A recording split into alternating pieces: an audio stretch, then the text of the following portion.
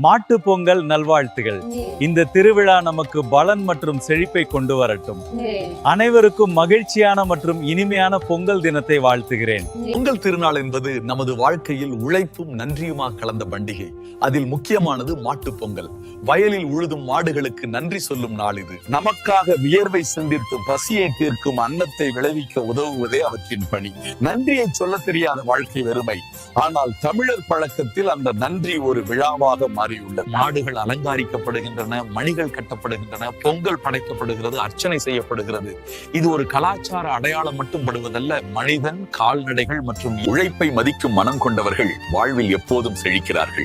மாட்டுப் பொங்கல் அந்த மதிப்பை தலைமுறைக்கு சொல்லிக் கொடுக்கும் அழகான நாள். இயற்கையோடு நட்பு கொண்டு உழைப்பை மதித்து நன்றியை சொல்லும் தமிழர்களின் தனித்துவம் இந்த மாட்டுப் பொங்கல். இனிய மாட்டுப் பொங்கல் நல்வாழ்த்துக்கள். என்னதான் விழாக்கள் கொண்டாடினாலும் நம்மை படைத்து பாதுகாத்து வரும் இறைவனுக்கு நன்றி கூற மறக்கக்கூடாது. கடவுளுக்கு நன்றி சொல்வோம்.